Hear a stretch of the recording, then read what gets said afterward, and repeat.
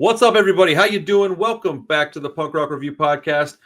Today on this episode, man, this is a good one. Rob and I are going to talk about three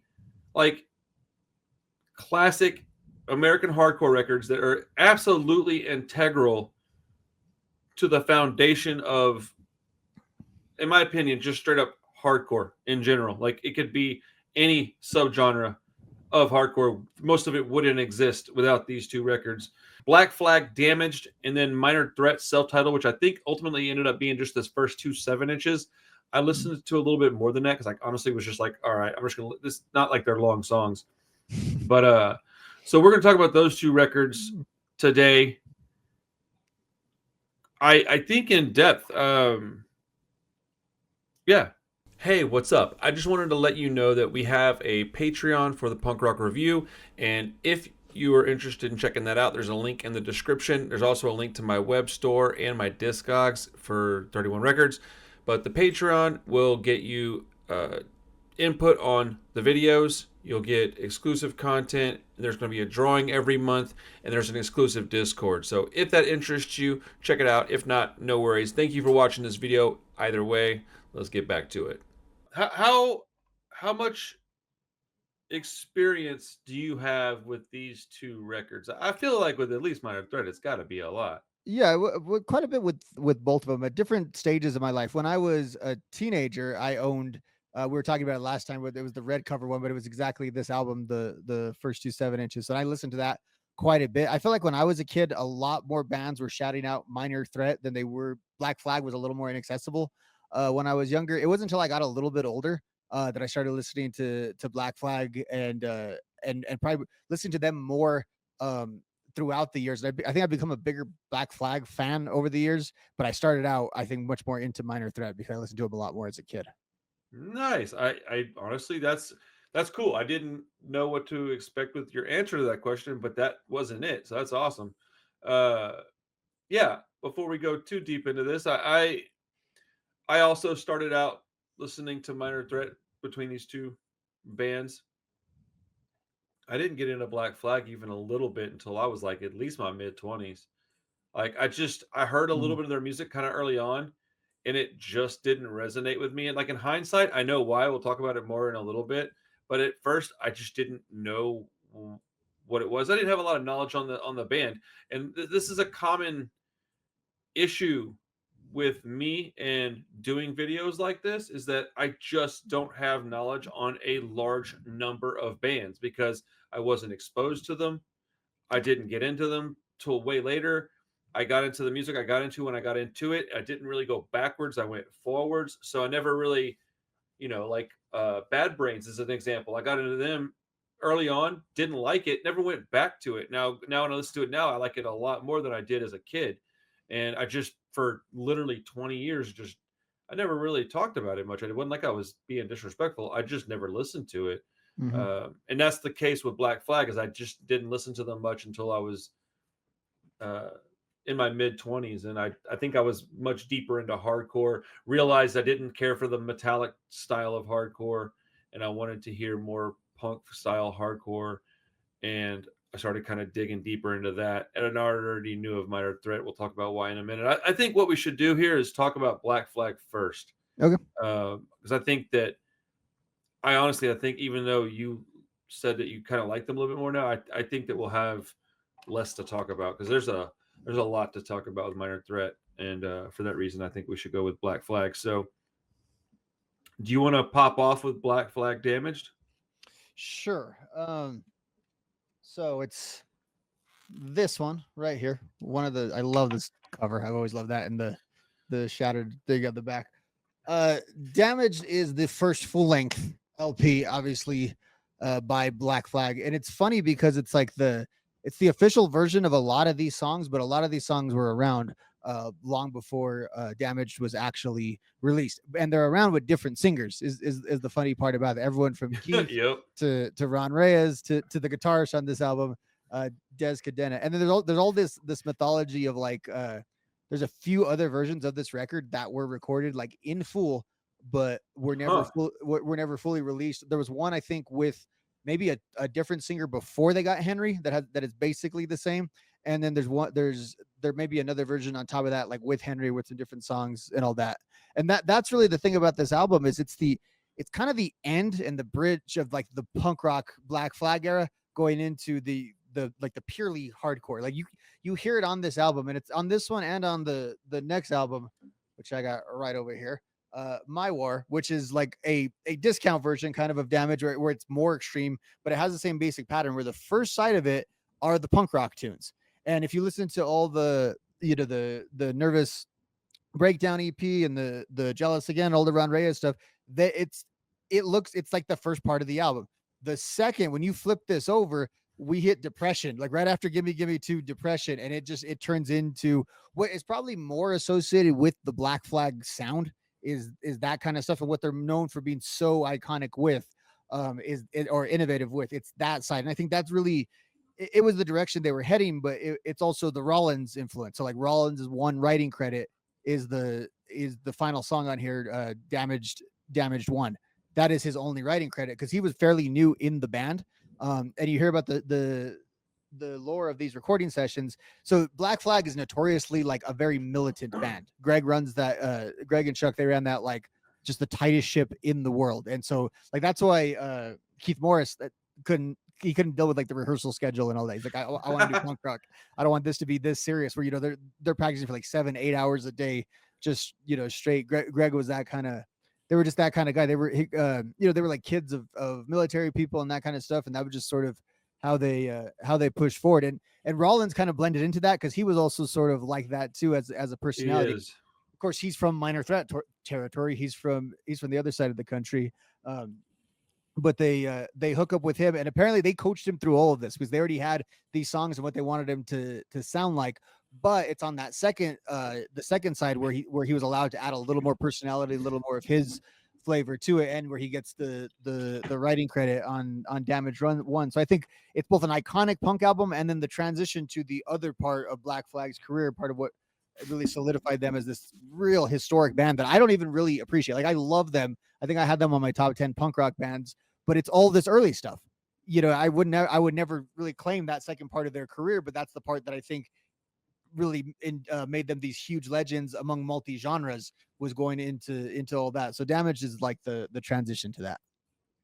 Yeah. So, okay, before we go any further than this, I want to say randomly, my wife had no clue we were talking about these records today, right? She tells me in the bathroom earlier that she had a dream last night, and she doesn't hardly ever remember. I don't, do we've been together 13 plus years. I don't remember her ever telling me that she remembers dreams.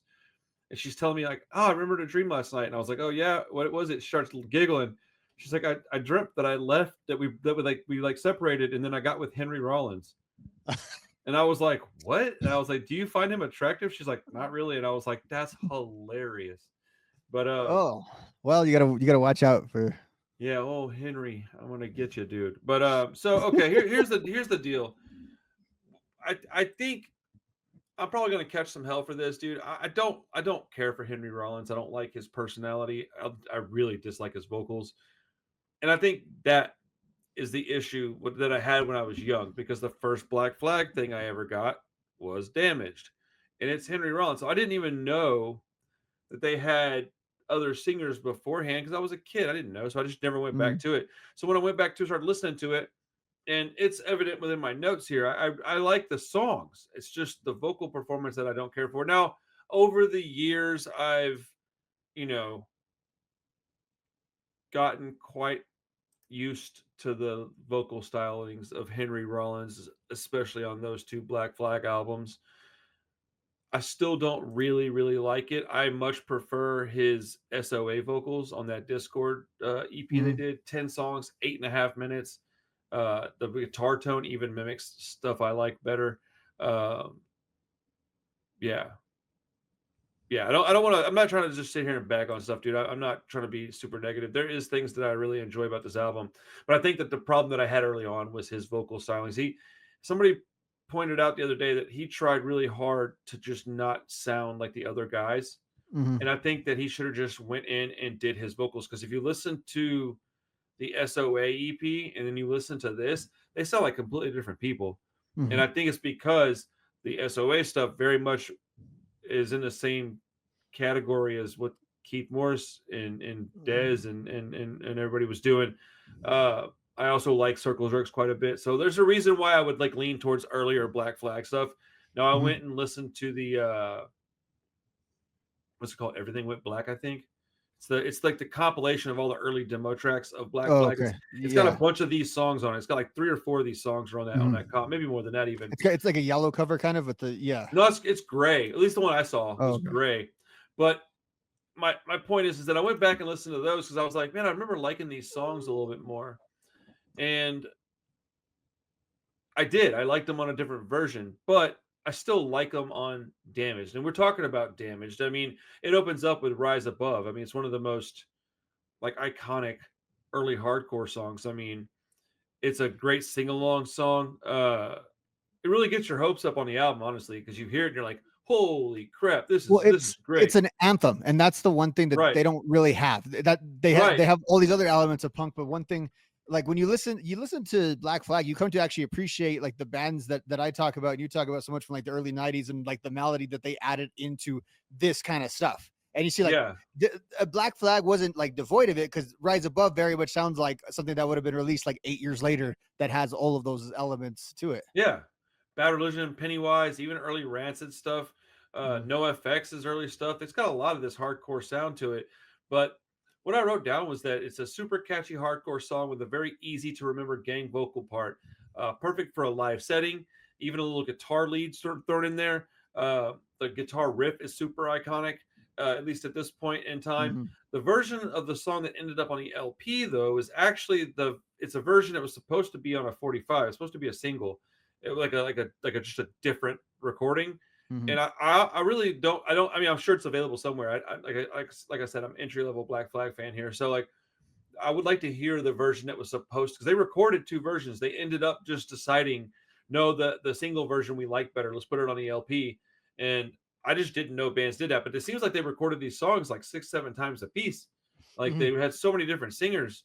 Over many years. Like these songs Right, right. are there And for a while. you could tell because they sound like the sound morphs and changes within the album. The album Mhm. doesn't sound like as one coherent piece of art to me. It sounds like a bunch of pieces, which is funny because the Minor Threat album is actually that. It's a bunch of pieces. This one is like supposed to be an It LP, but yeah, it's it's not packaged as that, but it is. It right. is it is essentially that. Because it's recorded in the same in mostly one session and all that. So it's recorded like a traditional album in that way, but it very much is one of those punk albums that is the collection of all the early EPs.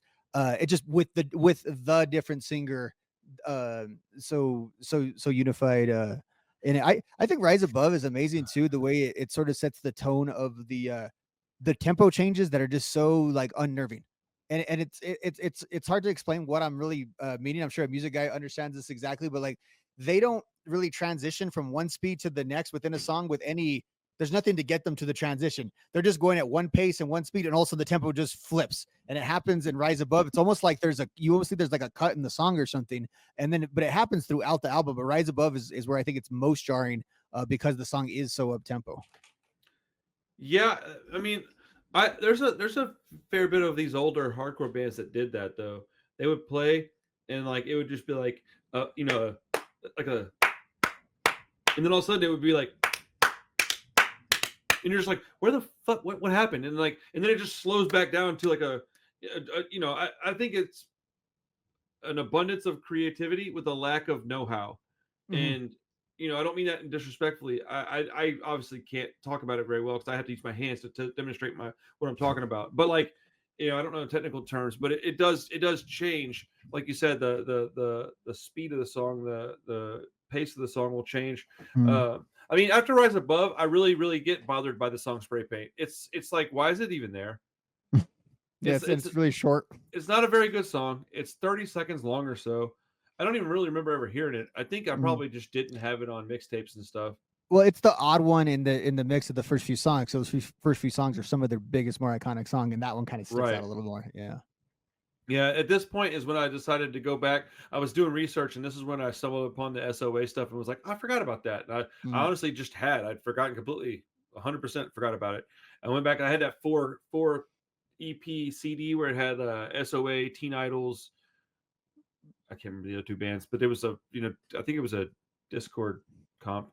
Anyways, um, they have a song called Six Pack.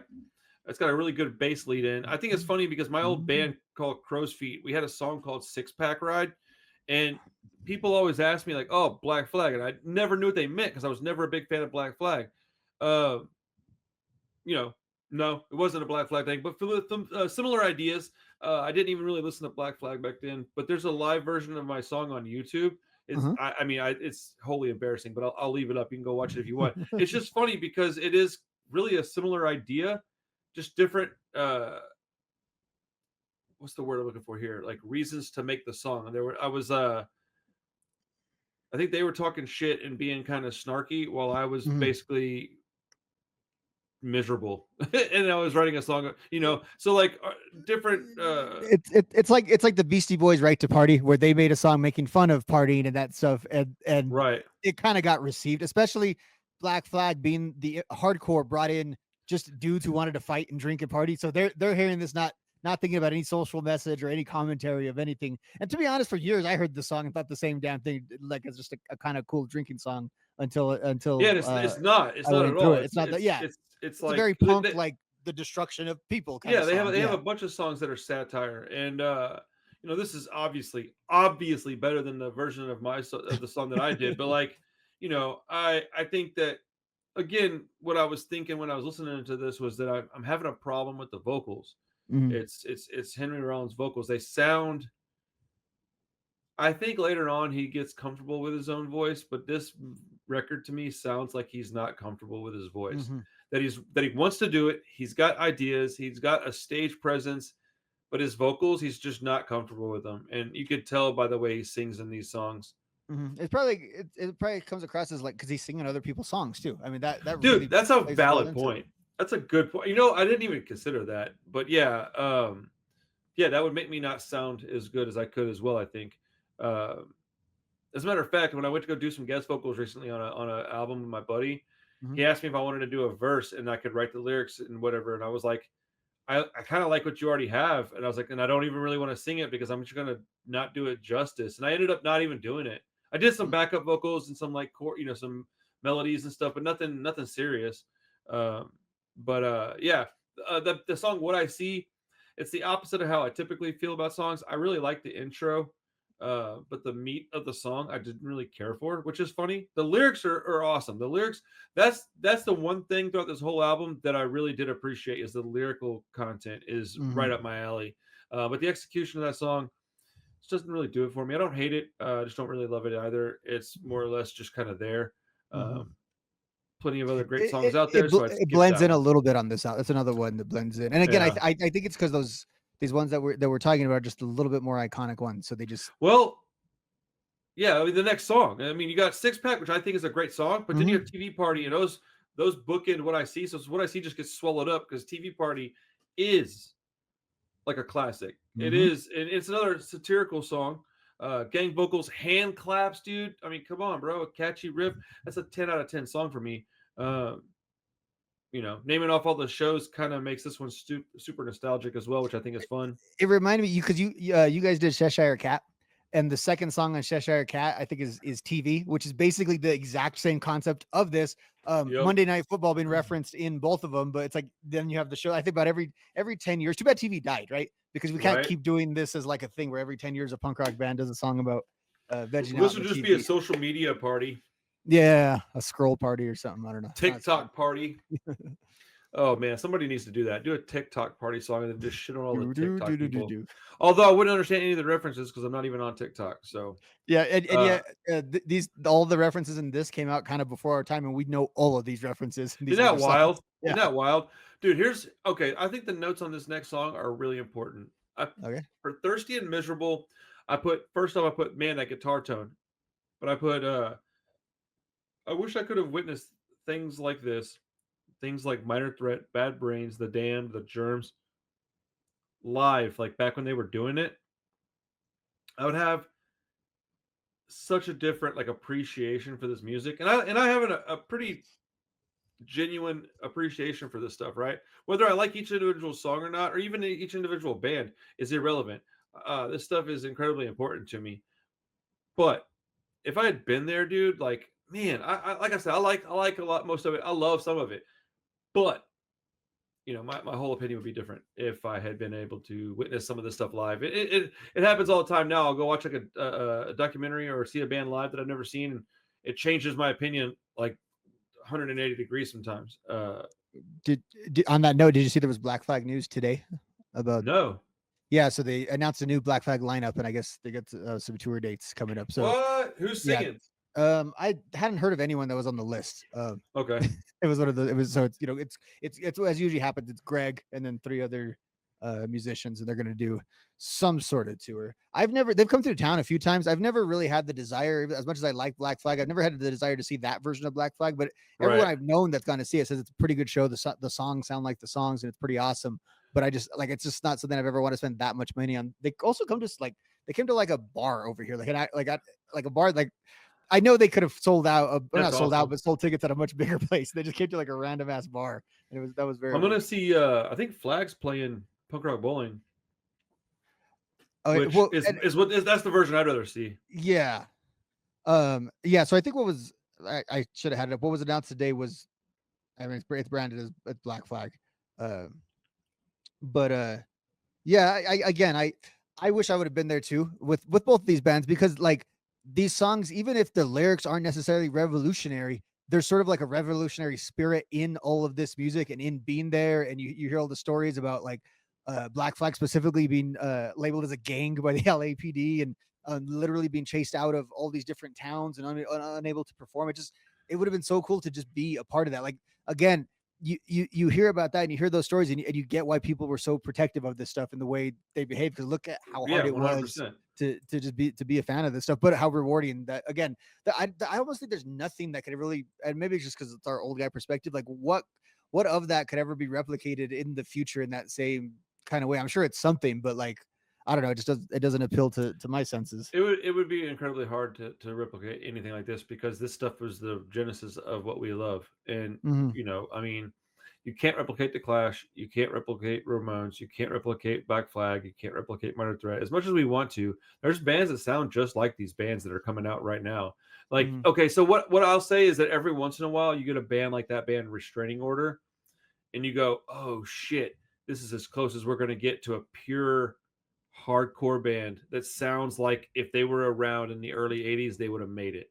mm-hmm, That's as close as we'll get. Typically, now you get stuff that's got a little more metal in it, or it's just a straight punk band, or it's just a derivative of the stuff we love and we still like it, but it's just a derivative. It's the same formula, but that's what we wanted was the same formula. Look, I don't think there's anything wrong with that, by the way. Like mm-hmm, I get so tired of people going, "Oh, this is just rancid worship." I'm like, "Yeah, dude, that's like my favorite band. I want to hear other bands that sound like that. Like, why wouldn't I?" mm-hmm, What's wrong with? I don't understand what's wrong with every band we've ever listened to, with the exception of like 10, do that. Black Flag would be an exception to that rule because they didn't really sound like anybody else, but like all the other bands that came after them basically sounded like Black Flag. So like, is that I don't understand like why that's so bad. I think people are just really shitty and miserable and they want to talk crap. That's what I think.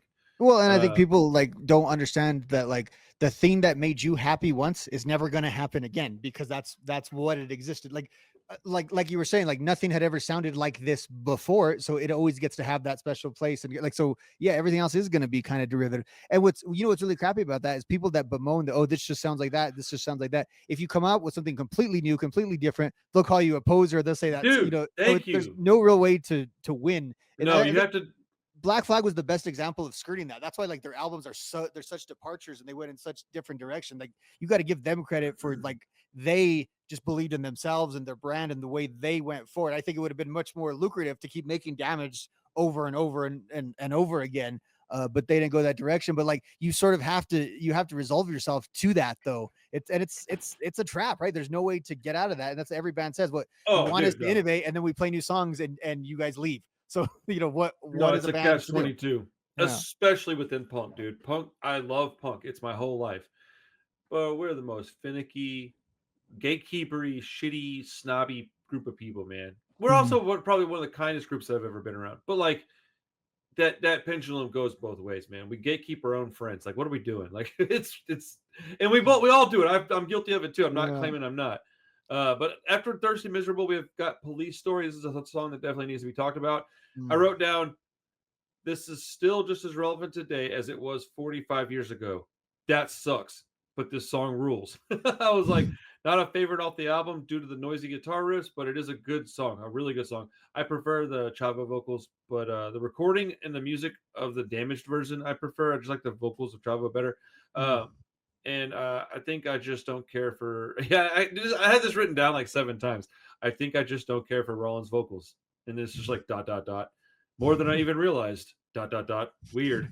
Like I can't help it. I just it's I just be like listening and typing. I don't really when I read this stuff off, I'm literally just reading my thoughts from earlier in the week. So It's funny too because like the Black Flag guys, they're suburb kids, so their whole interaction with the police and stuff all became as a result of punk rock. And it was like, and I think but I wonder how much like that was the case, that like that was sort of because, and I've read a little bit, punk rock was like making yourself voluntarily almost like a minority, as much of a contradiction as that is, but like you're putting a target on yourself like by choice, not the same way that someone who is just straight up well, targeted would be, but it's like it was like an exposure to that side of like society for like a lot of these kids, especially wanting to portray this real street sort of mentality, and sort of get like the reality of that like in your face.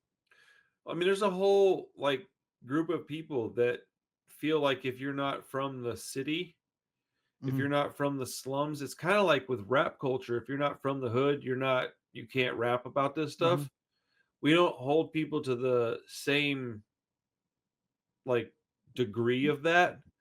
But that's relevant, dude. I hear about it all the time. It's suburban fucking.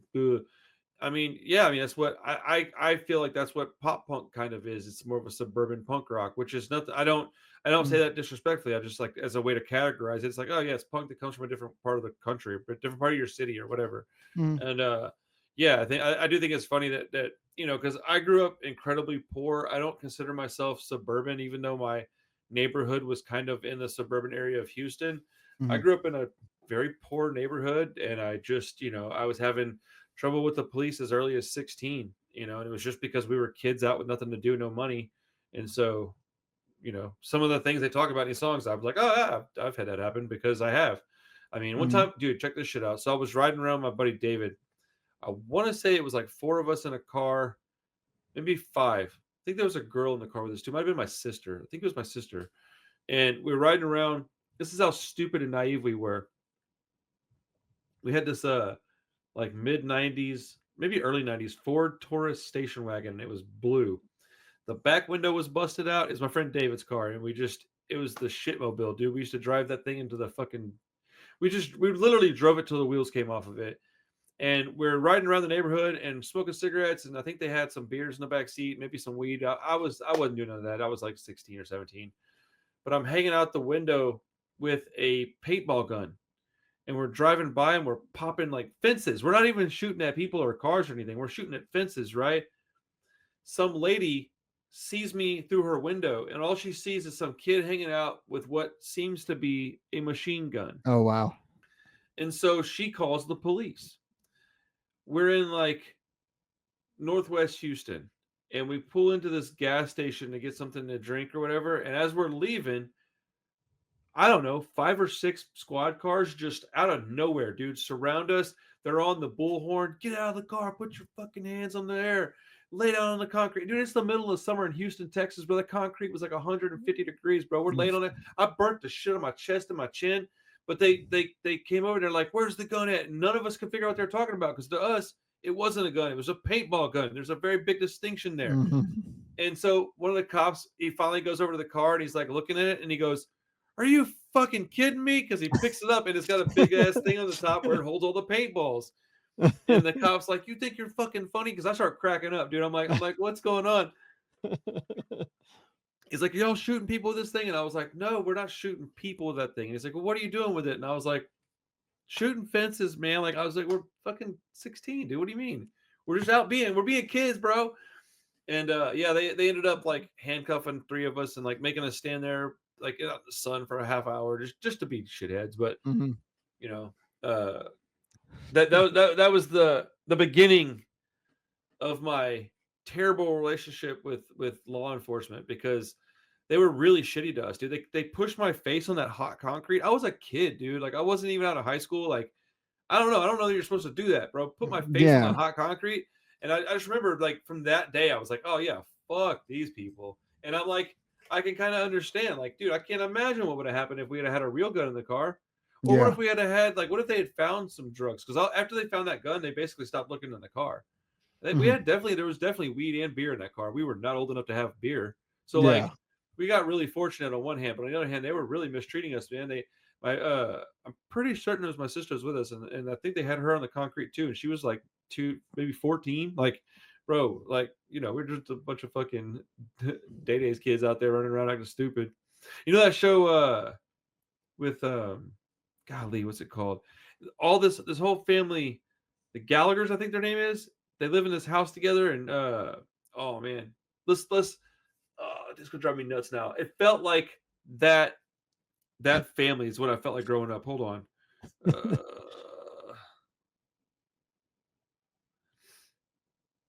Oh shit, what is that show called? Shameless. Yes, Mm. that's how I felt growing up. We were all like kind of dirty, poor white kids, like white trash kind of. There was multiple families living in the same house that we were always in trouble. The police were always around. Like I remember one time my friend David was in my driveway in a cop car. They're questioning my mom, and I come walking up and I'm like, "Oh shit." And he's banging on the car window with his head. And I'm like, "Oh, what's up, David?" And he's like, "What's up, dude?" He's like, "Patty, open the door, I'll run." I was like, fuck no, man. If I open the door, you run, I get put in the back seat. No thanks, man. Yeah, dude. Anyways, sorry. Deviation from talking about music, but I've never done that before. I've never once changed the subject middle of the No, video and talked about never. something that's completely unrelated. That's a great digression. Yeah, dude, paintball guns. It'll get you put in jail. Uh yeah, dude. This album's got a lot of grit. It's got a Mhm. lot of it's got a lot of classic songs, honestly. It's intense though. It It's is a lyrically, it's really heavy. Yeah, like well, and that's a good way to describe it. I think they've said that was what their music was like. They liked their music to be described as heavy, not necessarily Okay. any in particular. Even though like punk was what they were most influenced by, but that's what they thought. It's heavy. That's what they do, and it is, and like that. There's a difference between that and like a lot of other punk, and I think this comes from Greg. Initially, he had his brother playing bass, and his brother like really sucked. He's a good artist. He's the one that did a lot of the artwork for, but like he just could not play bass. So early on he felt like he had to fill up all the songs like with his one guitar, even though they have two guitars on this album. So I think that's why there's no space in these songs. Yeah, they're very They're very claustrophobic. filled up. He was also he came up as kind of like a jazz guy too, and like studying jazz and stuff. And I think that plays into it too because it's just all that busy like soloing that's just like going and going and going. And so it makes it's like a thick album. Yeah, I just think like dense is syrup. a Yeah, yeah. Well, I mean, there's not a lot of fun on this. TV Party's kind of fun, but it's still mhm. like kind of negative. It's satire. It's like making fun of Yeah. people for watching TV. But like, gimme, gimme, gimme. I don't know that I remember the lyrics. I said, put Gimme, on gimme, here. gimme. I need some more. My notes said that I kind of love this one. I want to hear this whole album with a different vocalist. The lyrics on this are very relatable. The first version on Everything Went Black with Keith Morris on vocals is much preferred. Feels more akin to a Briefs version. Very snotty. Oh, that's right. Yeah, yeah, yeah. Okay, I do remember this. It's a good song either way, but I like Keith It's Morris's. more of a Keith version. I would say Keith's version is more iconic. Yes. Yeah, I like it way better, man. It sounds like the band The Briefs, like I like their snotty, and he's more into that's his vocal styling, kind of Mhm. not more like, it's just like a you're not gonna tell me what to do. Like that's Mhm. Keith Morris. Like that's him like today, like right now at his house, wherever he's doing. No, I'm gonna do what I want, which is perfectly fine, Mr. Morris. Do Well, your when you thing. compare that with like, and that's the difference between Circle Jerks and Black Flag. They sound very similar. Like if you're not paying attention, they sound very similar. And then like the Circle Jerks is this like really fun band. And then I think Black Flag is the definition of like what Greg Graffin said, what he thought 80s punk was just like a soundtrack to people's depression. And that Dude. really can be damaged. And I don't even like Greg meant that as an insult. I think that's actually kind of like the part about that that's sort of endearing and sort of like what's like this album sounds like someone going through like a breakdown. It sounds that and it gets like progressively worse, as we're about to talk about on the Oh, for second part sure. of the album. Well, it really And Keith's does. music doesn't sound Keith's music is anarchy and it's crazy Yeah, and well, it's all those things, but it's not necessarily this isn't right. talking about apocalyptic themes, but it feels like this is doomy. It feels like the end of the world. No, Keith Morris is more like chaotic, freedom. Uh, Mm, I want to just be me, do me. Like you don't have to like it. I'm gonna do it anyways, type shit. Whereas all the other people involved with this band, everything that I've seen is just more almost nihilistic, kind of. It's just it seems like there is no silver lining anywhere. It's just mhm, smog, and you're like, fuck, dude. I mean, like you said, the next song's called Depression.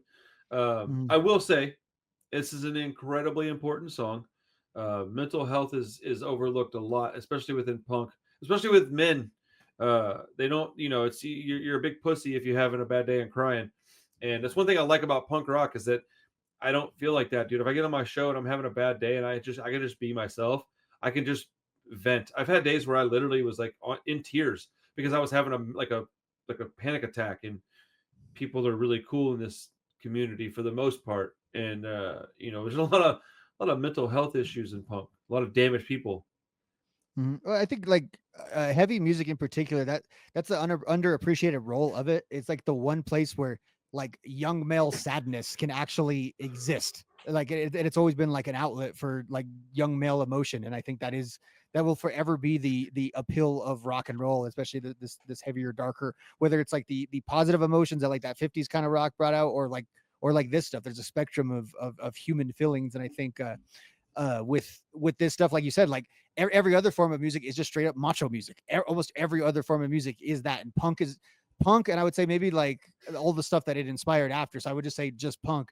It's the most like vulnerable that people are in songs. Like this album again. This is not tough guy music in that way. Although it was adopted by a lot of tough guys. If you're going through the lyrics, if you're going through this is a lot of things you would say on a couch that you would go through that you're confused about, that you're having like a breakdown in the middle of the night. There's parts that sound like a literal freaking nightmare, and it's the incoherence of it. I think actually makes it drive that message for me. But that at the same time, not always the best listening experience too. Like both of Right. those, I think are on display Well, on it's this I side of mean, the can you album. imagine being a fucking therapist and listening to this? It's jarring, dude. Like, Yeah. I put down on as far as in reference to the song Depression, I just think people need to hear this song regardless of whether or not you suffer from depression. But if you do suffer from it, even more so, for reasons of solidarity, I think people need to understand that this is not abnormal. You're not weird. It's just maybe not everybody goes through it, but a fair number of people go through this, and it's prevalent throughout our communities. And you know, my wife, she takes medication for depression, and it's not super super severe, but sometimes she'll wake up and it's just a bad day, and nothing I can do is going to help her.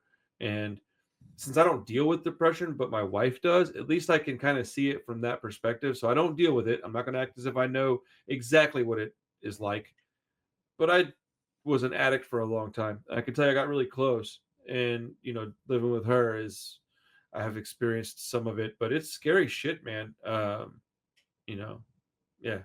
Also, I prefer Keith Morris's version of the song, but not by much. It's more probably just because I like Keith Morris. I like the chorus of this song. We talk about parts like this song. This album is very dense and stuff like that. The chorus in this, when you sort of tease it out, I think is has a little bit of an underrated bounce to it, and has a little bit of melody to it.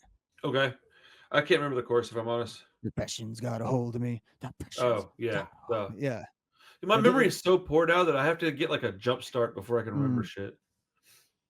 and these songs are, they're hard to distinguish sometimes by it's Oh, like they the ones like gimme gimme gimme is easy because he's just shouting it, but some of these just sort of run together. The lyrics aren't necessarily coherent.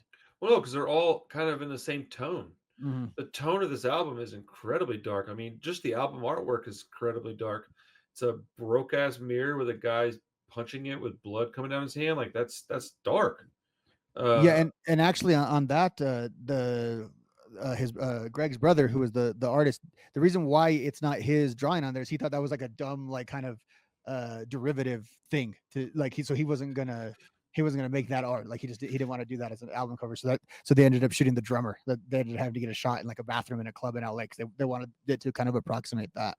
isn't that Henry Rollins? No, it's It's not Henry Rollins. No shit.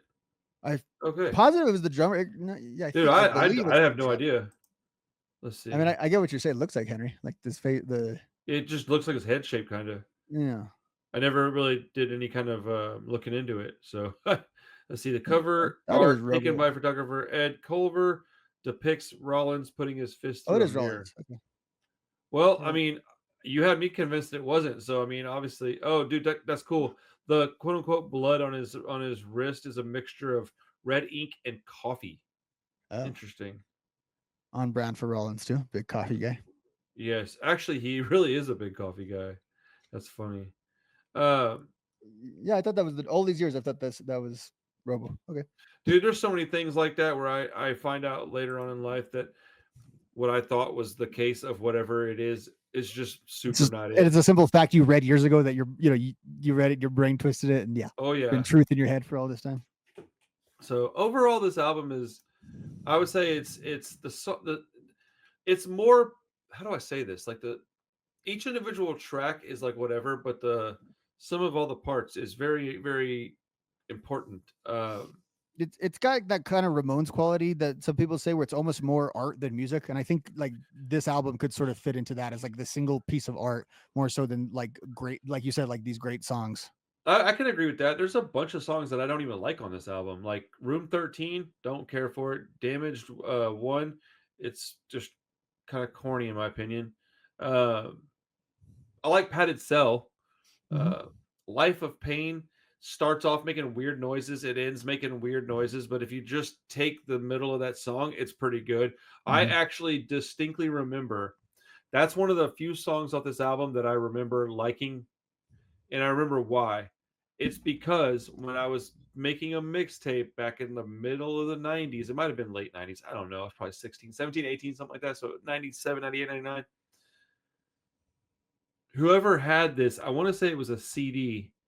And I remember them being like, "Oh no, no, no, you gotta wait," because I was sitting on the floor and they were putting CDs in on the top of this big little stereo. You know, it's like all these little racks, and I was sitting on the floor with the tapes. They were sitting on a chair with the CDs on the top, you know, we're recording songs to a tape, and he goes, "No, no, no, don't hit record yet." He's like, "Just wait till I tell you to go," because I had to wait and just hit record. It would start recording wherever it was at, and we literally played this song at about a minute and change in. He goes, "Hit it." I hit record, and we had like about a minute of the middle of this song. If you listen to it cut out, it almost sounds like a whole song. Hmm. So, anyways, my point is that I've never been one for intros and outros, so I don't care for that. But the middle of the song, where the song is at, I really enjoy it.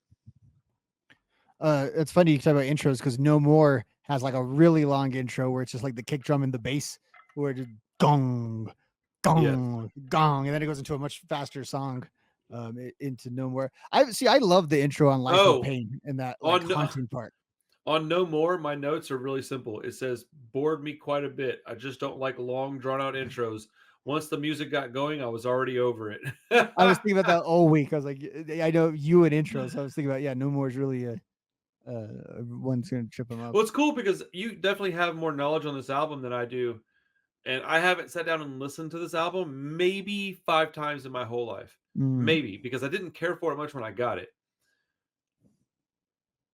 That all being said, I do think I have an appreciation for this record that I don't necessarily doesn't equal with my desire to listen to it. hmm. I don't know that I would rock a T-shirt, but I definitely would have like a sticker on my shit for Black Flag. I'm not a big Black Flag guy. I'm more of a Circle Jerks, Minor Threat. That's my shit, you know. Um, Again, all that being said, I think I probably give this like an 8.5 out of 10, just solely based on the fact that the lyrical content is so important. It's so heavy and honest that the performances almost don't matter to me, because like I think that I could give this to a kid and go, "Hey man, break out the lyrics before you start listening to this. You need to like know what you're listening to." And I think that will do a lot. Like if I had heard this as a young kid that way, because I didn't used to listen to music like that. I would listen Mm. to music, then break out the lyrics. But if I had just broke out the lyrics first, at least in my experiences, I tend to like music better when I can know what's happening within the song while it's going on, and not go back later and go, oh, I misunderstood this. No, no, no, no, dude, do it right there from the jump.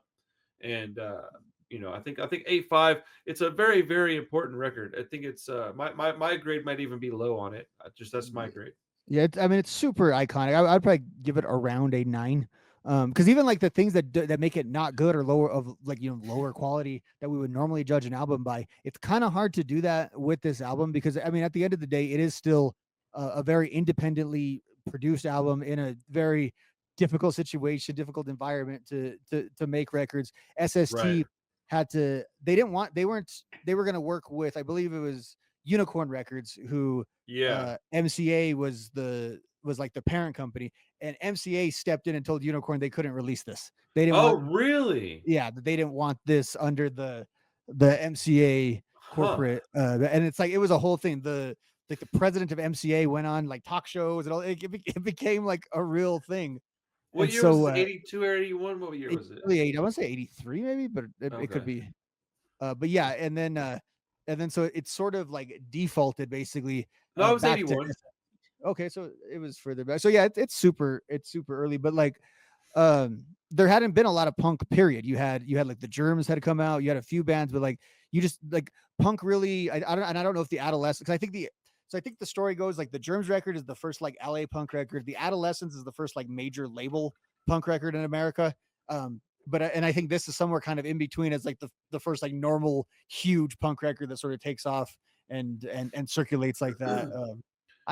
You know what, I'm saying about all this good. How did I not realize that was Henry Rollins? That is so his face and his facial structure, and it's driving me. I feel like Henry Rollins is like Oh, dude, staring into my soul right now. so many things that I've done on this channel where I've been like, oh, how did I not realize blah blah blah blah blah. So I've been there 1,000 times. Um, I want to say this. I think that I'm judging this record through a 2025 lens, and so I just want to be clear that if I had gotten a hold of this, if I was 20 years older, let's say 15 years older than I am, and I was born in 1968 or 70 or something like that, and I got a hold of this in 1981 instead of being born in 1982, I probably would have like tripped over myself trying to get to the record player playing this. I mean, Mm, I can't imagine what I would think of this record if I had gotten it back then. But I'm judging this against stuff that I heard in the 90s. I am a sucker for good production. This is obviously an independent record, and that's not to talk shit on this. I'm just saying, like, in general, I like a specific sound, and it's missing here. We're going to talk about that sound a little bit more with Minor Threat in just a minute. So, yeah, I guess we'll wrap up Black Flag there. And I want to know what everybody that's watching this thinks about this album. Did I miss the mark, or is it? I think people should be a little more. Oh no, that's just how you feel about it than they are. But let me know what you think in the description. Oh, people blow my mind. Not description, excuse me, comments. With the stuff that they say. Oh man, you like this? That's stupid. I'm like, oh, I guess, man. I never really tell you you're stupid for liking albums. That's weird to me. I mean, I like the album, but I'm not gonna say somebody's dumb for liking it. My tastes aren't impeccable. So, anyways, piss break, and then we'll talk Minor Threat.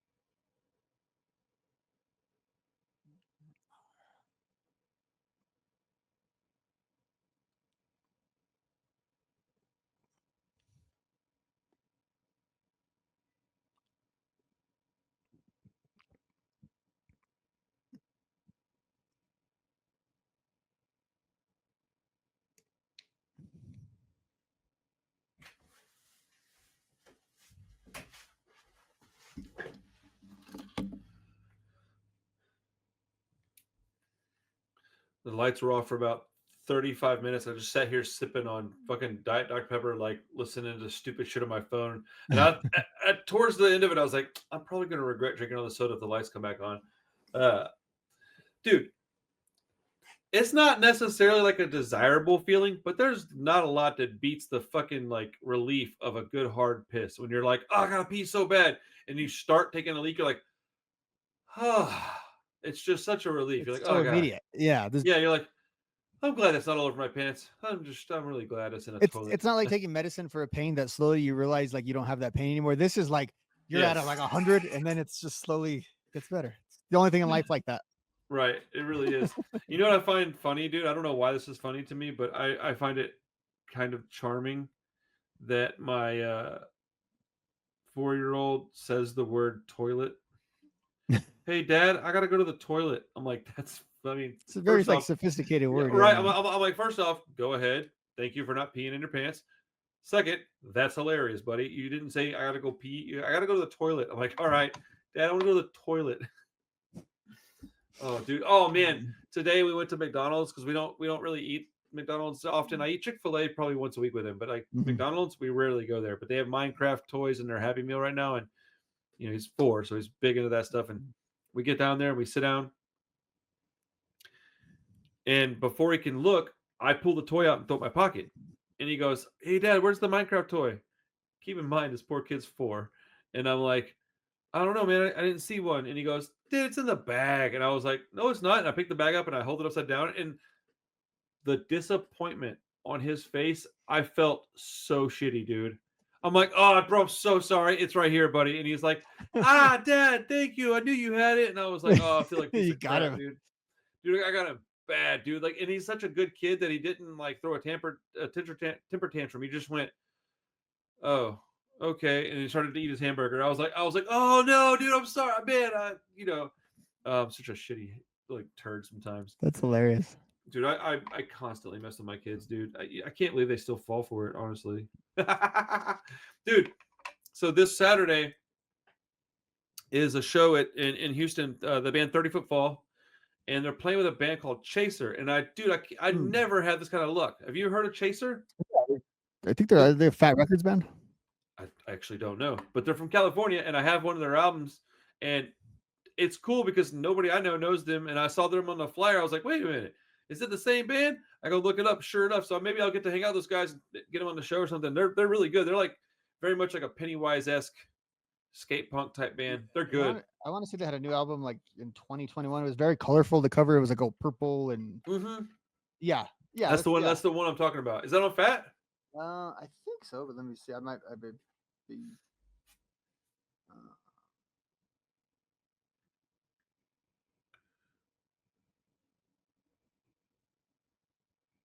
hmm.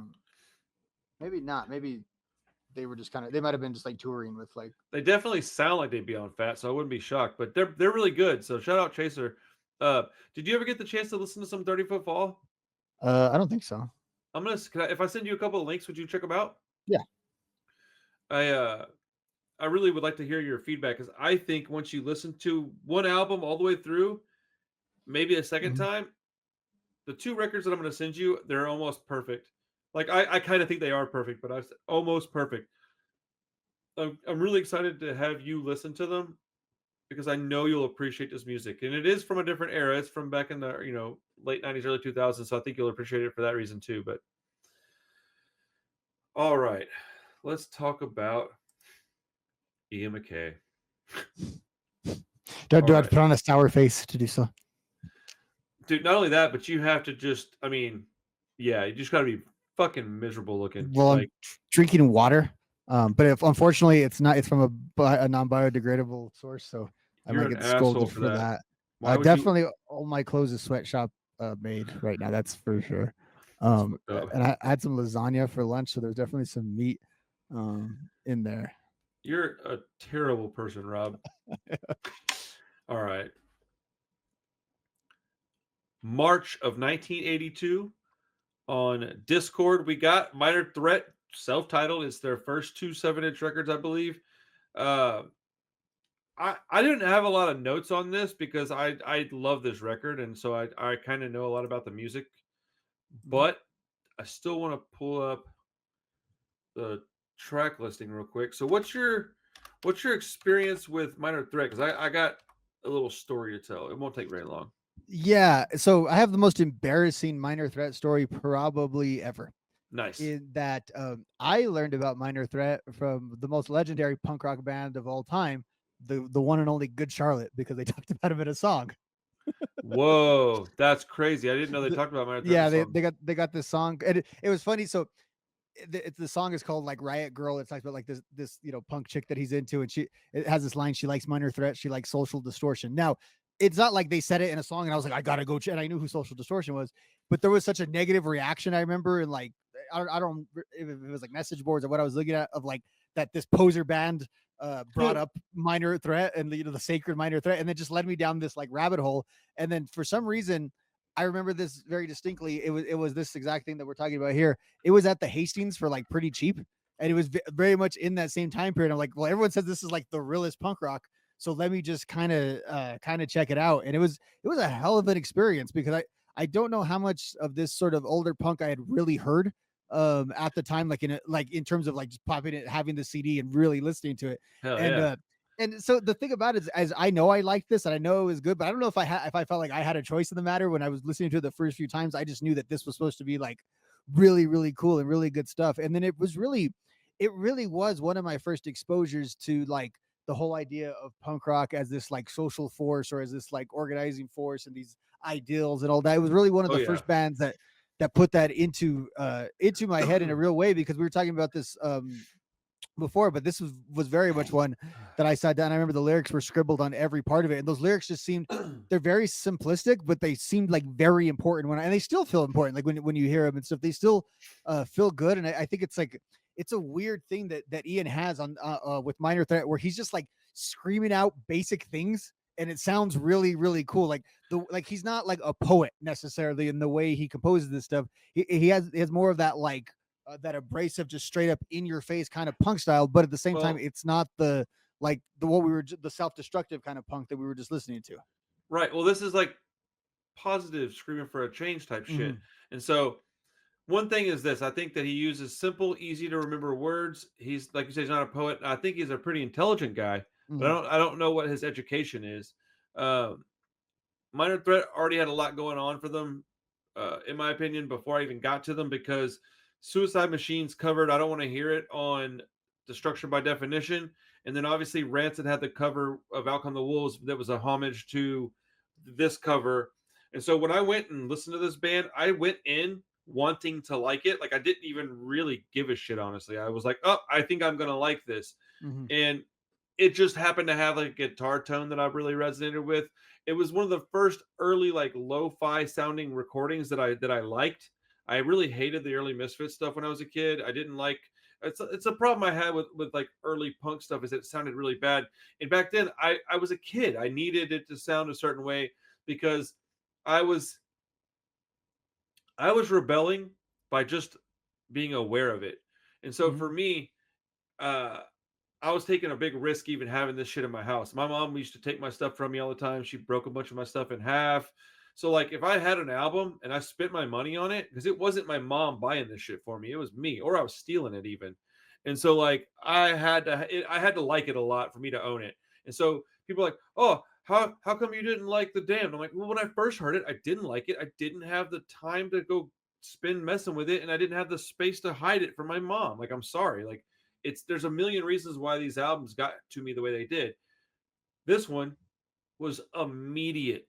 I liked it immediately. I'll tell you this: when I listened to it the first time, I felt like relief. I remember it. I remember I was in my dad's car. I was listening to it on a Discman, and I'd gotten it from a I want to say it was Vinyl Edge in Houston when they were off in a different place. People that are watching this from Texas will know Vinyl Edge used to be off of Veterans Memorial, and it was off. It was over off Kirkendall and Veterans Memorial, and he was driving me to my mom's church of all places, and I'm listening to this, and I remember having this like feeling of relief because I liked it because I wasn't Hmm. sure. And then I remember like I don't know, man, maybe a few days go by and I'm listening to it like you know how when you first get a new album when you're young and you don't have much money and it wasn't like it is today, man. You had an album, that's what you're listening to for a while. Hmm. I remember just like really soaking this one in and like thinking to myself like, "Oh, I think I like the way these other albums sound better, like Suicide Machines, No Effects, Rancid." And I Hmm. was like, "But there's something about this that I can't get enough of," and it was the urgency. There's a difference between Minor Threat and Black Flag, and that is the speed of the songs. They're similar in length. They're similar in Mhm. chord progression to a degree, but the speed at which they're played is different. At least to me, it sounds like Mhm. Minor Threat's twice as fast as Black Flag. I think a lot of it's the vocals. It's da da da da da da da da da da instead of like da da da da da da da. It's got this. It's like twice the words in within the same amount of time. Uh, it's the way it feels to me. Let me just put it Mhm. like that because I don't know if that's actually accurate or not. But dude, this album is super fast. It's super pissed off. No frills, no extras, just fast, pissed off, and purpose. There's purpose behind this album. Uh, dude, it started a whole fucking lifestyle and movement, and I don't think that shit was on purpose. It was like completely inadvertently started a movement straight edge. Like that's how the what the fuck, dude. I mean, I wrote down. Sorry, one more sentence, and I'll shut the Yeah. fuck up for a minute. Screaming at a wall had a super early breakdown in it, and then the song Minor Threat had like a two-step breakdown in it. It kind of like shaped hardcore. Like this Mhm. really is like a template for hardcore bands. Obviously, right? Like I get it, man. Obviously, but dude, it needs to be said. Like all these other bands, like Circle Jerks, Black Flag, they don't. They're not the same template as this. This sounds more like what I think of as hardcore. Those bands sound more like punk bands. Mhm. This sounds like a hardcore record to me. Now, I admit I can see that Black Flag and Circle Jerks are obviously hardcore bands, but this is the template. This is what we were given. Without this, Terror wouldn't exist. Have Heart wouldn't exist. Uh, Bane wouldn't exist. Like shit like that wouldn't exist. And then obviously Straight Edge. Yeah, well, I say yeah, creating a lifestyle is a pretty big thing for a band to have I mean, kind on of. their shoulders, and the unintentionality of it is the funny part to me. So like Ian famously, like if you want to call Ian a poser in the most endearing way, he and what I mean by that is I think Ian made a choice, and they've talked about this a little bit, is because so Ian, by all accounts, is like a nice guy, a fun guy, a funny guy, like a big old jokester, all of this stuff. But for whatever reason, he just developed this reputation as this curmudgeonly sort of like dad of the scene kind of character. So he always makes sure he's like every time he's photographed, he puts that on as sort of like that's how I look like I'm the old skate dad that is scolding you. I think it really came out of well, it's a few things. One, they have lived by the like so their version of their ideals, like a lot of people in the spaces that we talk about, they talk about it to a point and then they don't, there is the sort of the sellout point, if you will, in the truest sense, not in Right. the music, but in the terms of, and I think we all go through that. Minor Threat never did. Minor Threat truly never got back together after they said they wouldn't. There's no amount of money that would ever get them together. That's Um, crazy. them having merchandise is this whole situation about them never earning profit and putting every part back into all of these little parts and all that stuff, and it's just amazing that like that they've held up, and and like you're saying, like they set such a standard in doing those things and just like sort of having integrity. I think a lot of people think of it as this like punk rock straight edge, like this movement thing, and like it just because no, it's just kind of like the way they operated and the way they went about things. I think that was attractive to people, and especially could contrast that, and all the scenes were violent in the 80s, so it's not like there was like one nice scene, but I think like there's a little bit more of a consciousness on the East Coast early on versus what's going on in California, which is much more nihilistic, much more this outgrowth of Hollywood, where I think this is more of an outgrowth in DC of like the That's it. intellectual side of like, That's it. politics and all that. And so the kids are sort of influenced by those kinds. So it's not by accident that like another band from this scene that we talked about, Bad Brains, are like slightly younger contemporaries who see Minor Threat and like that's the Ramones for Bad Brains. That's like their version, and they take Wait, that version. really? Yeah, they were heavily influenced. They were Holy in crap! kind of I the don't know same that I knew scene, that. but just like a little bit younger. And then they took like that, and then they added in the Rastafarian thing on like the second album and all that, and they had like the whole jaw thing and all that, and that's what really created the Bad Brains as its as its template. Like Man, think I of Bad thought Brains. No, so Bad Brains originated in DC. That's where they got the whole I the knew light, I knew that, and then they like transplant to New York. but did weren't they before Minor Threat? Maybe not. Shit, maybe not, dude. I They look. might not. I'm not Again, a I've been wrong about a few things today, but I want to say I'm Bad not a Bad Brains kind professional. of came out of the DC scene as like junior to mine. Interesting. I could be wrong about that, but a lot of and a lot of so that's I think a big thing too is like no one wanted to replicate the LA scene. The LA scene Right. it's one of those things like everyone who was involved in it freaking hated it because it was just like this brutal, rough thing that really there's just too many people in that area, so it attracted all kinds of weirdness. And I think on the flip side, everyone wanted to imitate the DC scene all across the Right. world. Like that's what they were trying DC to do in New York. was That's what they were trying to do everywhere. It was because, and again, they had all this organization and structure, and like that's what really set the template of all of the DIY and all that. I mean, it's happening all over the place, but like they got it right and efficient and done it in the way of integrity and really set like the standard. And then on top of that, the songs are like underratedly catchy. They have something to dude. say. They're very accessible. You can sing along with all of them. And in terms of even like the sound recording and all that, it's like for me, I never had that big of an issue with this because it just sounds like that because it sounds old to me. It's like to me, if that's just recorded in a studio, in like a real studio, even in that time period, it probably just sounds like a really classic, like big time record. To me, it only Right. sounds like that just because of when and how it was recorded. It's not like they didn't know how to mix their levels or anything. I think it's just sort of recorded in that lo-fi way. So I really think it's ahead of its time. It's kind of like Operation Ivy. It's in this short little window, and then the members I go on to all these other successful things, but these things exist right there in the 80s. I definitely, definitely, definitely pair this with Operation Ivy. It's got a similar feeling to the production. Not the same sound. Mm, Operation Ivy's got a little more tinny, like reverby sound. This has got more of a fuzzed out sound, but it's got a similar like quality to the music that I like. I'm picky with my lo-fi music or my older recordings or whatever you want to call it. I'm picky with that mm, stuff. What you said earlier about Black Flag is like nihilistic and Minor Threat is a little more like glass half full, but screaming for a change. I think that's so important to point out because that is the major difference. It's you got these guys, they're saying similar stuff. They're talking about similar things, but you got one that's kind of like, fuck it, the world's shit. And then you got one that's like, no, we want the world to be a better place. I'm not saying which one is better because I don't know that that's a conversation I'm even qualified to talk about. I think that you can pick out which one you prefer. I have friends that would much prefer to be like just angry about shit. And I have other friends that would be like looking to go be proactive about stuff. So, I don't know. I think this is really two pretty fantastic records to talk about today. Uh, Minor Threat, I love Minor Threat, which I think is so funny. I remember back when I was, an active drug user, uh,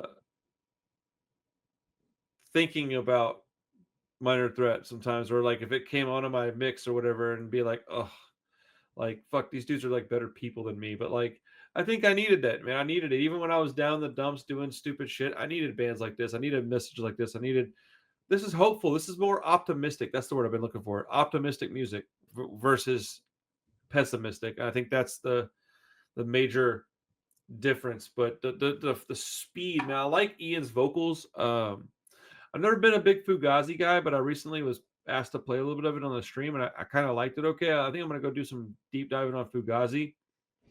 it's objectively good. I think like it's every guy who doesn't know anything about punk's favorite punk band, and so I think that turned a lot of us off to Fugazi. That's kind Be- of what I. and That's and, and I really feel like I've never given them the fairness of like I get waiting rooms of fine songs and stuff, but I always like Fugazi. That's for like a Rolling Stone writer. Like that's right. that's that's to me what Fugazi is. Yeah. Well, so I have this thing about, and this is a like a I think like a negative thing that I do. I'm not speaking on this positively, but when there's an album that's considered a classic, I tend to thumb my nose at it. I'm like, I don't care. I don't want to hear it. It's not really what I'm interested in. I like what I like, which is still true. I do like what I like, and I don't really care.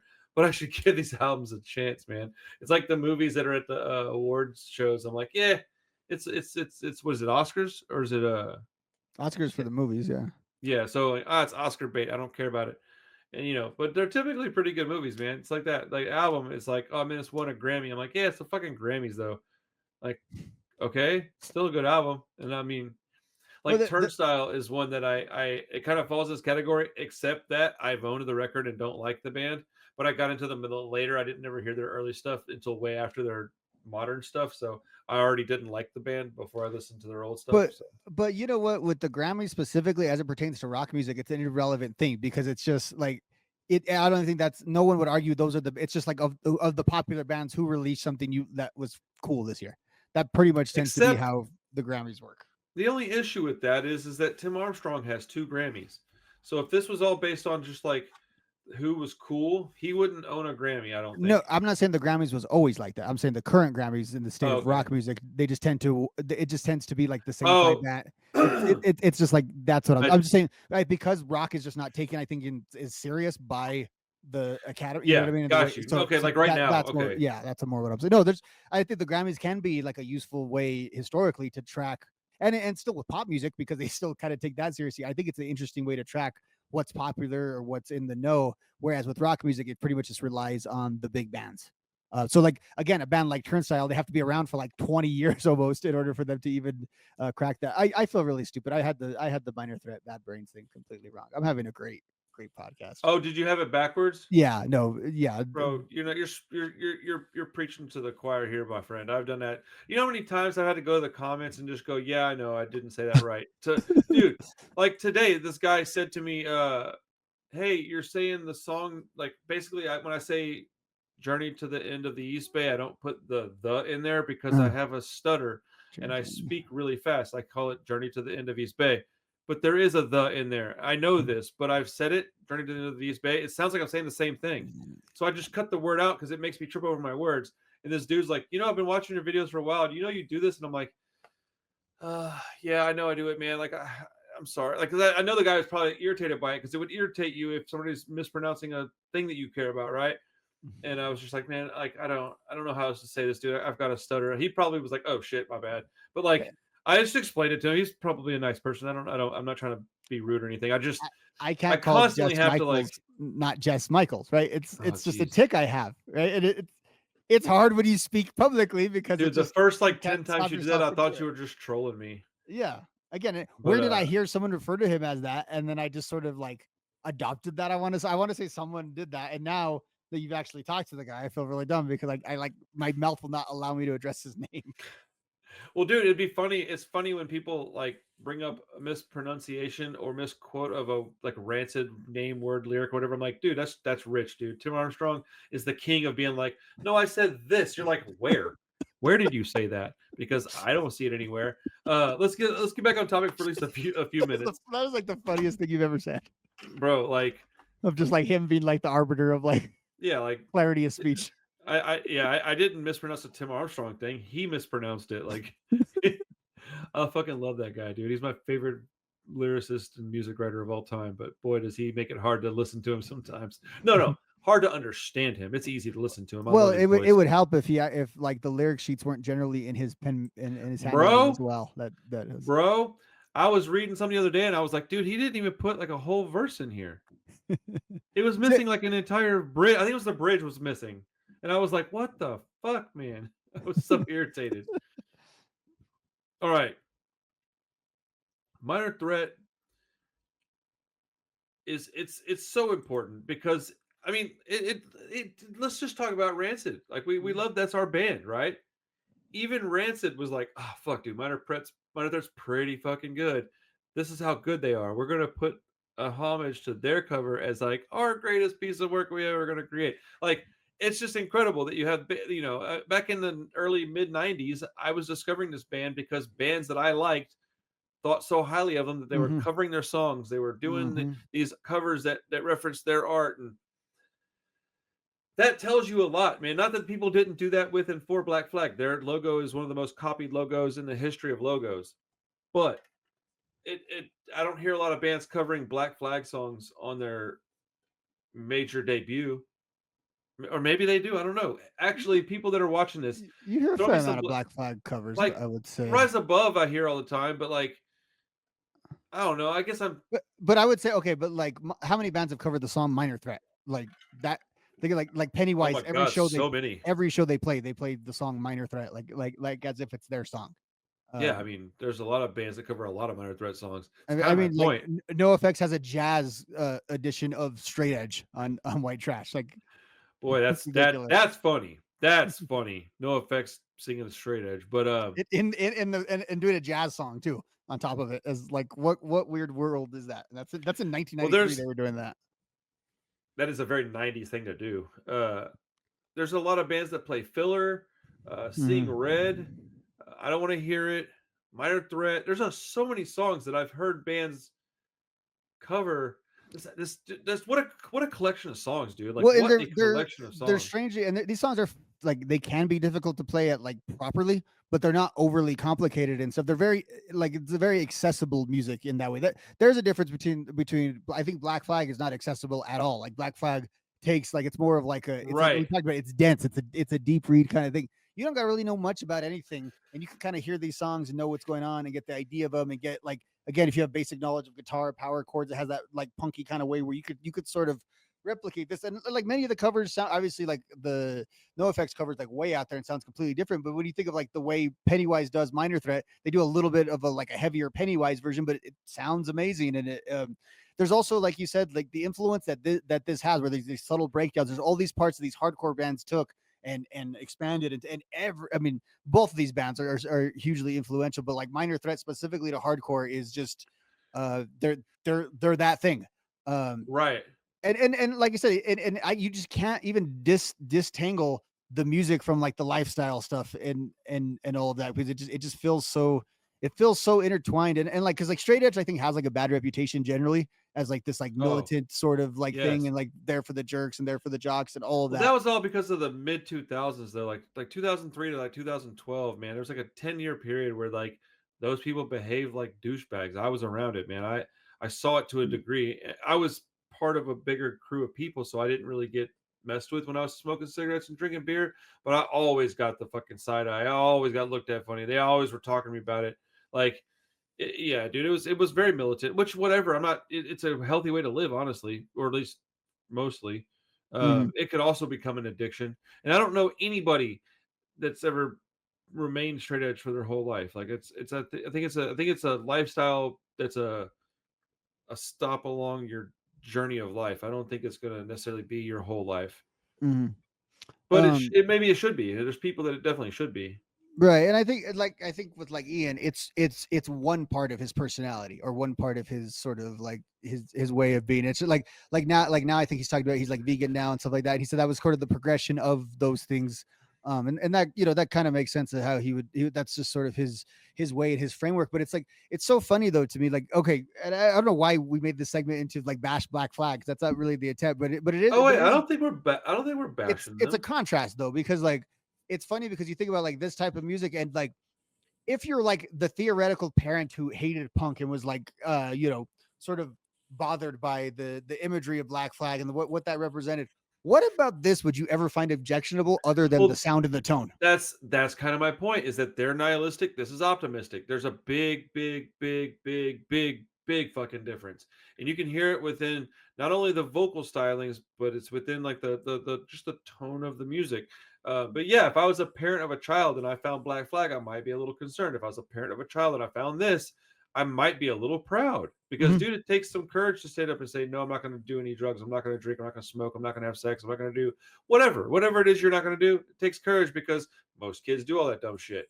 And, or to a degree, most kids act up, was what I'll say. They behave in a very immature, dangerous way. Uh, but I mean, I don't know, dude. This might be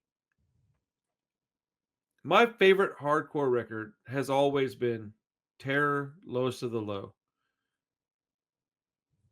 I think I may have to reconsider that because this album is I don't know, it might be my favorite still, but this album I think is just perfect. I think it's definitely a more important record, but fuck man, what a great album.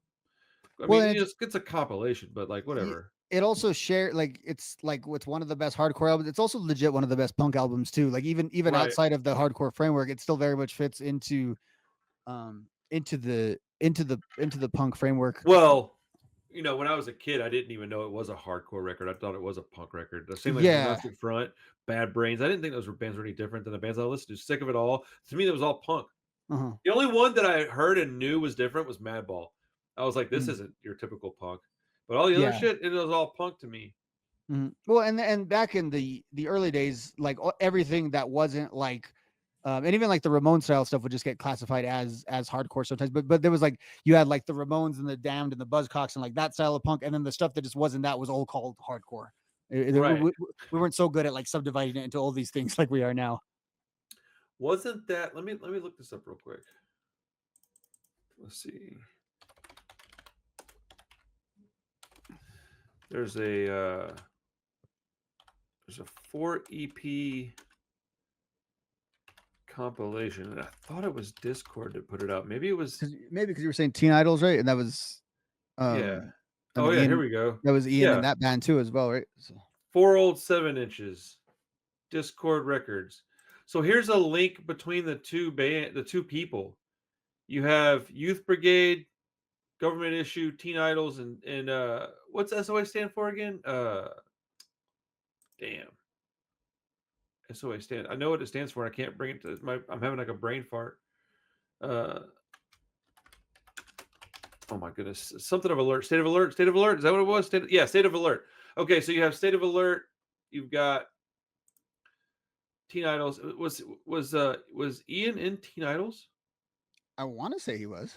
No Like shit. again, I've had like 7 things wrong today, so But you have Government Issue, Youth Brigade, SOA, and Teen Idols. This was one of the first like legitimate old school punk things that I ever got. Was this? Do you know what I'm talking about? What mhm. the split is? Yes. Okay, so that's the first thing that I ever really No, okay. dove. The drummer for Teen Idols was the drummer for Minor Threat. That's Oh, okay, okay. I knew they had a crossover mhm, thing, but I didn't think it was Ian. Okay, so but they do have. My point was is that you had SOA was Henry Rollins' first mhm. band, and so there's another link of these two people. Like I think that Well, SOA very I think much mimics. Ian and Henry were, I think, either they went to school together. They knew each Oh, really? other's like from yeah for a while. I just think it's cool that you have this link there. That's like it really just makes a conversation like this really perfect. It ties it all together because you have that comp, which was my first experience with Henry Rollins, and I didn't even know it's what it was, but it's what it was. I like that EP quite a bit. That's a comp that I need to. I used to have it on vinyl, and somebody really wanted it, so I sold it to him. Mhm. I need to go get another copy of that. I honestly I prefer it on CD at this point, but Teen Idols, I like both versions of Teen Idols. Obviously, I like the Ramones core band a little bit better, Mhm. but I do like this band. Yeah, dude, hell yeah. Government Issues, a band I haven't listened to a lot either, though.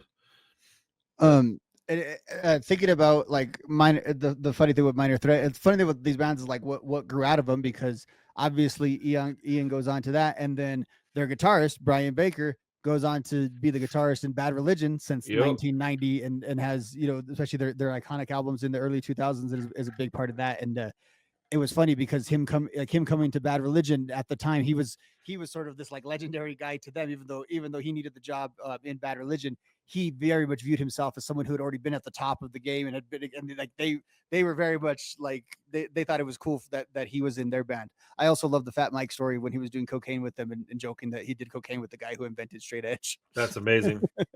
I mean, that's the kind of story I wish I could tell.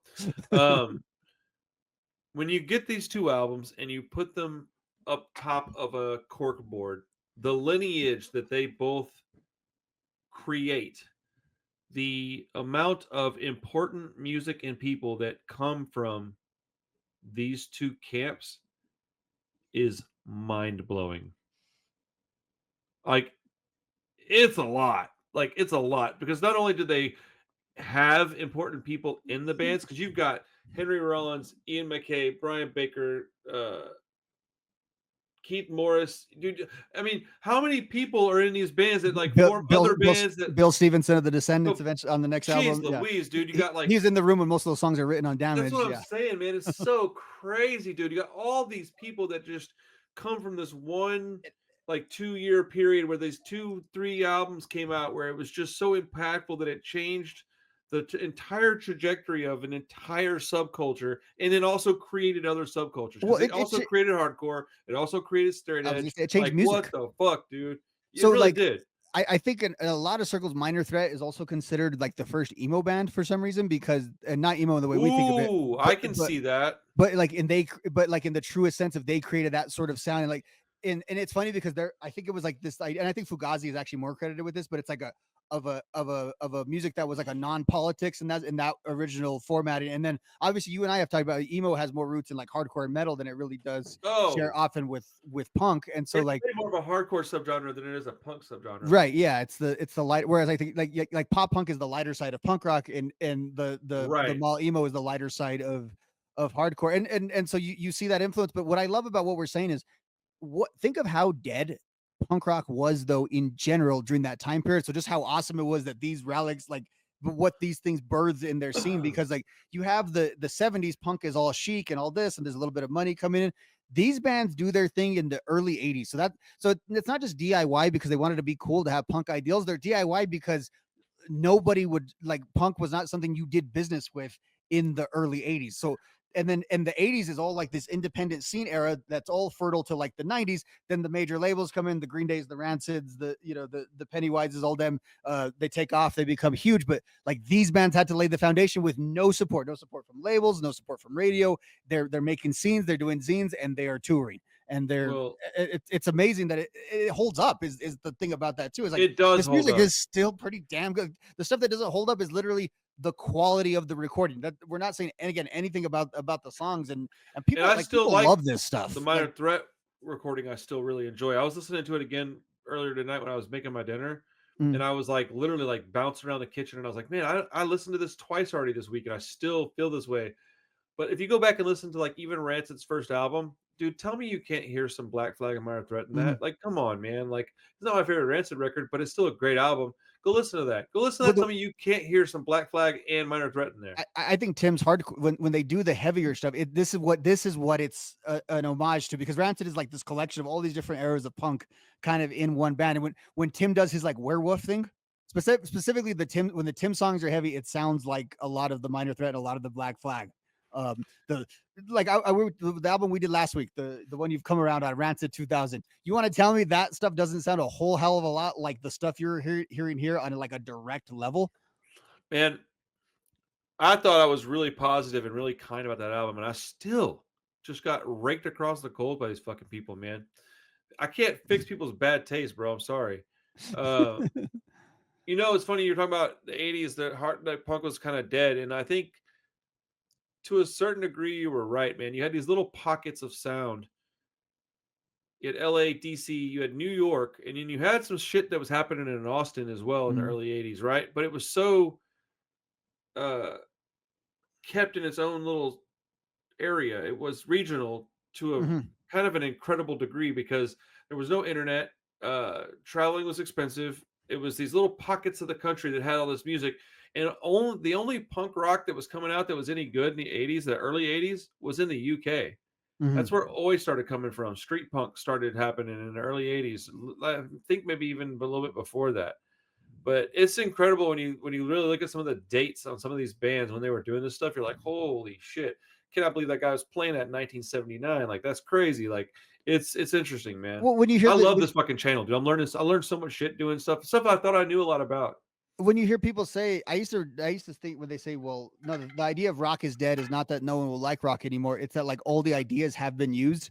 So It's rock very music dead then. becomes like it becomes just the remediation. That's why like all modern music is just like, oh, this guy discovered this sound that used to exist before. But so it's like, yeah, they might be right though, because like look at how innovative this stuff that like teenagers were doing in their basements in the 80s.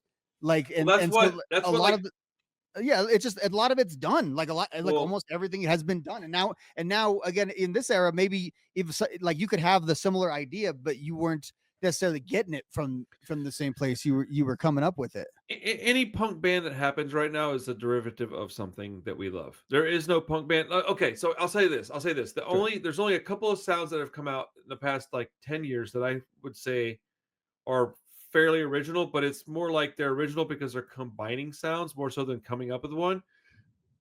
Excuse me. Cold Oi. I don't know any band that sounds even close to what Bullshit Detector sounds like, and I'm adamant that that's the case. I don't know, like there's some bands that have some similarities somewhere, but like that band sounds pretty original, right? But also, I think like that trap emo rap shit that was like Mhm. pop punk rap shit was also very original. But like that's it. In the last 10 years, we've had two sounds that I can go, nope, that's pretty original. There's a lot of you know, original thought that came into those sounds. But even those sounds are like they're like original takes on a sound. Yeah, they're It's combos of other sounds. I Yeah. do think that some of that stuff would have existed anyways, but like it is interesting that it's hard to come up with a remotely original sound. That's why if you're gonna do something, just find something you love, do it well, and you should be fine. Because trying to be original, coming up with an original story to tell for a movie, what the fuck are you doing, man? Just make a good movie. Like, just take a tried and true story and then tell the story in an original way. You want to make some music, take a tried and true method, and then just like maybe produce it a certain way, give it a certain underlying theme or something like that. That's why horror punk I think is so great, is because you can make horror punk of almost any genre of punk. Dude, horror punk ska. I gotta hear it, dude. Gotta hear it, bro. Well, because the general like positivity and good vibe of ska with just horror. Can you imagine Misfits lyrics with fucking ska chords?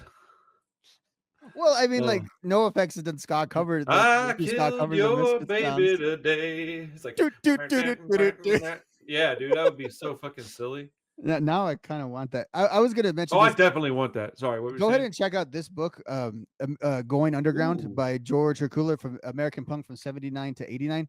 hold It is on. a really awesome read because it goes city. It's this guy who grew up like in the mid '80s and stuff as a punk, but he goes through a What's the bunch of guy's name? zines. George Hurchala. Oh, I'm sorry. One more time with the last name. Hurchalla. All right, thank you. And what it really is every chapter is a different sort of like spot in a different scene around the country, and it does go chronologically. Like it starts in LA. I think chapter 2 is in DC, and then the next chapter is in New York, and then it has a chapter in Boston. I think there's one in Texas, there's one in the Midwest, there's one in Minnesota, one in the Northwest, and it keeps like a good story together of this time that we're talking about. So I kind of wanted to plug that as a good like a diary if you want to get into this stuff, because it's very hard to follow. You were talking about the regionalization, and that's this book sort of represent, like this book is written in that way to represent the regionalization of punk. So therefore it's kind of hard to get in, like getting into 80s punk from the outside. It's hard to get into it unless you're just going to listen to just like Black Flag, Bad Brains, and Minor Threat. At least that stuff is kind of widely available. The tastemakers have declared that to be sort of good. But to really get into this 80s stuff, it's hard. Not all of it's on streaming services, so you need to dig a little bit to get into it. But there's a lot of really good music, and there's all these like legendary bands that had like one album or two albums, and then they disappeared forever. But it doesn't Yep. mean those albums are bad or the stories of those bands No, they were aren't young worth punks. telling. Yeah. Yeah, a lot of these people, like, it's funny, you read like what happened to them, like, oh, nothing special. They got married, had kids, became a lawyer, did the thing. It's like, no, but just when between the ages of 18 and 21, they were insane people living this crazy lifestyle. It's funny to read those stories. We're used to reading the stories of our heroes who have been in it for 40 and 50 years. Facts. You gave Damaged a 9 out of 10. What Mm-hmm. do you grade Minor Threat? I'd say same 9 out of 10. Yeah, it's a 10 for me. It's basically perfect. There's not a single note on the album I don't like, which is rare. It's rare that I get an album that's got so much quality that like this is the first record that I can think of in the last couple of years that I've been doing this that I go, yeah, I don't want any guitar leads. I like it just like it is. That's usually my big gripe is there's not enough guitar work in an album. Mm.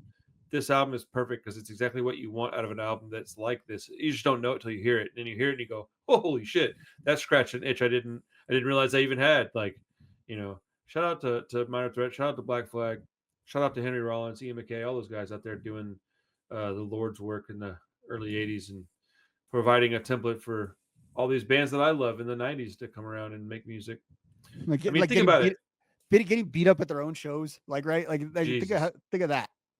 I mean, would we even have Pennywise without Minor Threat? I don't see how we could. Well, we definitely wouldn't have them without Black Flag for sure, because they were in the similar area. Like and like Isn't Jim, that weird? Jim moved to get the job at the 7-Eleven just to be right by the church so he could be in proximity with Black Flag. But like, yeah, I don't think we get like all the stuff we get. It's hard. I mean, I'm sure we would have got it because something else maybe takes its place, but I don't Yeah, know. but it would be different though. It'd be a little different. These were like unique, like guys like Greg Ginn and Ian McKay. They're like once in a lifetime kind of individuals. Like maybe like had they had athletic abilities, they would have been like the best players on their team. They're just sort of they're kind of like the same that the young people say built different. Like those guys kind of are built different. Right? There's something to them that really makes them successful in almost every like endeavor that they, like Greg Ginn. He was successful at SST because he had the name SST because as a teenager he had like a successful like technology company that he ran out of his garage. You And know, I found that out today. that's insane. Yeah, and like I said, he had a pretty privileged like upbringing. His dad was like a professor and that kind of thing. So there's smart kids with a lot of. I don't know where the anger came from, honestly. When you look at like his Right? background and stuff, it's kind of hard. Dude, You understand where it came from with Rollins or like with the way that Ian McKay and his conviction. I don't know where it came from with Greg Ginn. I just want to say that I just had an idea and I went to one of my distros where I order stuff for the shop and they Mhm. have that 4 old 7 inches on vinyl and I just put one in my cart. I'm gonna There, grab it and there I'm you gonna I'm go. gonna I'm gonna jam that shit when it gets here. Speaking it into Hell yeah, existence. man.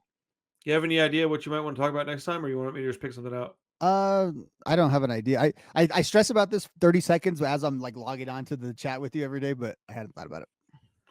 Um, all right. Give me a few minutes. I don't want to sit here and waste people's. Actually, let's wrap this up. Don't go anywhere Okay. yet, and we'll talk about it for a minute. Okay. Thank you guys for hanging out, man. Minor Threat, Black Flag, two iconic bands dropping two iconic records, not that far apart from each other. It was like 2 years that they were different. Mhm. You know, I mean, like, completely changed how punk rock was not only written and created but received. I would think so. Yeah, tip of the cap to those boys. See y'all next time. Punk Rock Review Podcast. Peace.